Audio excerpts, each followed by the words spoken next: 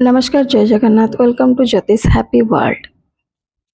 Part 2 video तो आपण देखिथिले म आपनको से विवेकानंद मेमोरियल ब्रिज टी देखैथिली। एबे हमें बाहर जाइतिलु संध्या टाइम रे सनसेट पॉइंट को। तो हमें खाई सारे के टिके रेस्ट हला पर समस्त बाहर गलु कारण टाइमिंग सनसेट रो टाइमिंग थिला 6:15। तो सेति में हमें ता पूर्वरु बाहर जाइतिलु कि केमती सनसेट ता हम देखिबो बोली।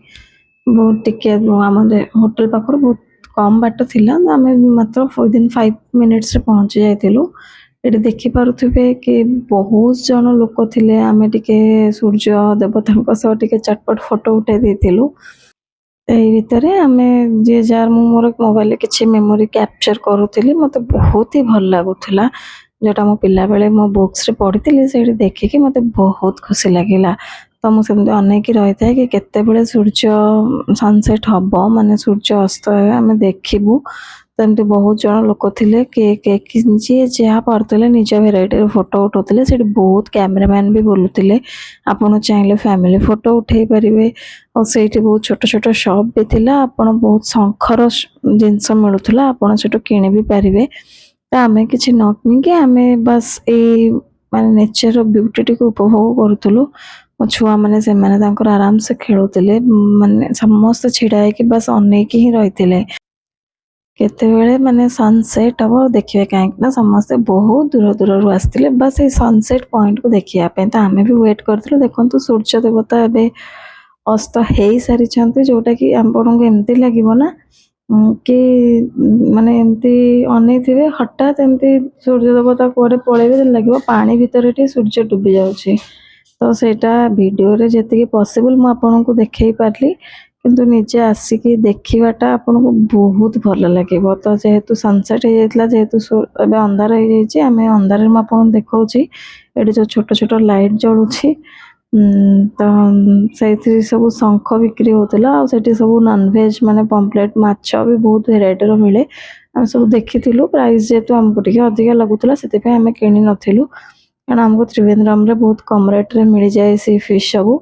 बस हमें देखिके आसी जाइथिलु। आसिला परे हाँ से आमे जस्ट माने देखुथिलु कोठी सनराइज पॉइंट काहेकि नेक्स्ट डे हमको आसीबार अछि एटा कि हमको खोजिबा को पड़िबनी। हमें सब एमते रास्ताटी बहुत बढ़िया थिला और सेठी ना जेहेतु टूरिस्ट प्लेस एते सुंदर सुंदर सब आपन जिंस मिलिबो शॉपिंग पई तो बहुत जगह मिलिबो आपन को। हमें बुली बुली टिके पानी पूरी पाइथिलु जेहेतु एक गुपचुपटा आलू रो थिला मु बहुत दिन हला खाइ नथिली सेते हमें टिके खाइ देथिलु। आपन सनराइज पॉइंट पाखरी आपन को ए वेराइटी रो गुपचुपटी मिलि जिवो और आपन खाइ परिवे।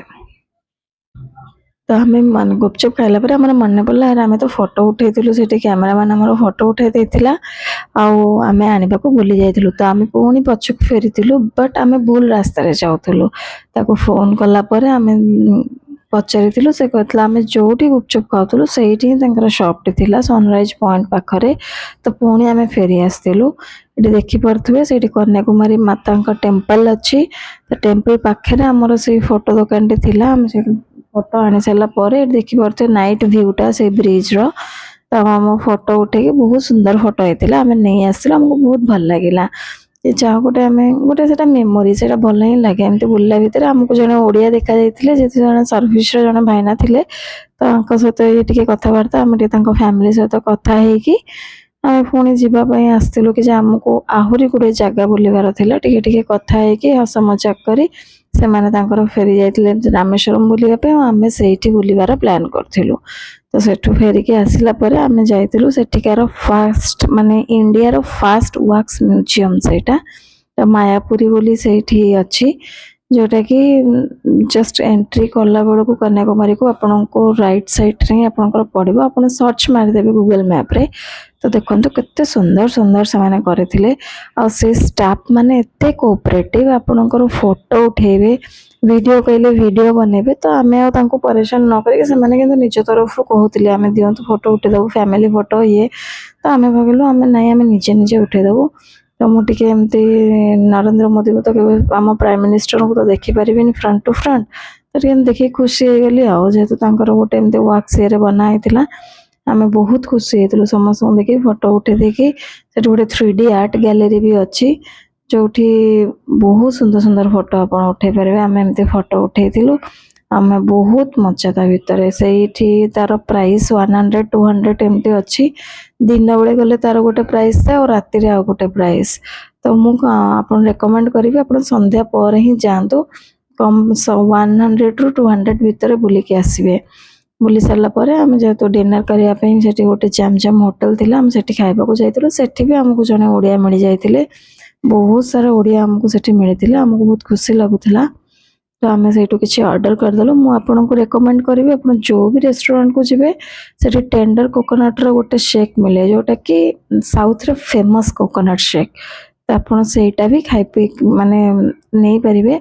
ଆଉ ଏମିତି ନର୍ମାଲି ନନଭେଜ୍ରେ ଯାହା ଆପଣଙ୍କ ଇଚ୍ଛା, ଆପଣ ସବୁ ଟେଷ୍ଟ ବହୁତ ଭଲ ଥାଏ ସେ ହୋଟେଲରେ। ଆମେ ଖାଇଥିଲୁ। ନୁଡଲ୍ସ ବି ବହୁତ ଟେଷ୍ଟି ଥିଲା, ଚିକେନ୍ ପକୋଡ଼ା ଆଉ ସାୱାର୍ମା ଗୋଟେ ମିଳେ, ସାୱାର୍ମା ସାଲାଡ଼। ତ ସେଇଟା ଆପଣ ନେଇପାରିବେ, ସେଇଟା ବହୁତ ଫେମସ୍ ସେପଟେ। ଆଉ ଗୋଟେ ନୂଆ ଡିସ୍ ଆପଣ ନିଶ୍ଚିନ୍ତ ରୂପେ ମୁଁ କହିବି କି ଯେ ଯଦି ଯାଉଛନ୍ତି ବୁଲିବା ପାଇଁ ନନଭେଜ୍ ପ୍ରିୟ ତାହେଲେ ସେଇଟା ଖାଇବେ। ଆଉ ଟେଣ୍ଡର କୋକୋନଟ୍ର ଶେକ୍, ଯେଉଁଟାକି କେବେ ବି ଓଡ଼ିଶାରେ ଆପଣ ପାଇବେନି। ଏଇଟା ଗୋଟେ ନୂଆ ମାନେ ଶେକ୍ ଗୋଟେ, ତ ପିଇବେ, ସେଇଟା ବହୁତ ହି ଭଲ ଲାଗିବ। ଆମେ ସେଇଟା ଶେକ୍ ପିଇ ସାରିକି ଆଉ କିଛି ଖାଇବା ଧରିକି ପଳେଇ ଆସିଥିଲୁ ରେଷ୍ଟୁରାଣ୍ଟ ହୋଟେଲକୁ ଆମର, ଯେଉଁଟାକି ଆମେ ହୋଟେଲରେ ବସିକି ଆରାମସେ ଖାଇପାରିବୁ। ଖାଇ ପିଇ ସାରିଲା ପରେ ଯେହେତୁ ଆମ ପୁଣି ନେକ୍ସଟ ଡେ ବି ବୁଲିବାର ଅଛି, ସନରାଇଜ୍ ପଏଣ୍ଟ ଦେଖିବାର ଅଛି, ତ ଆମେ ଜଲ୍ଦି ପଳେଇ ଆସିଥିଲୁ। ଆସିଲା ପରେ ପୁଣି ଟିକେ ମଜାମସ୍ତି କରି ପିଲାମାନଙ୍କ ସହ ଖେଳାଖେଳି କରି ଆମେ ପୁଣି ଶୋଇଥିଲୁ। Bye bye, good night.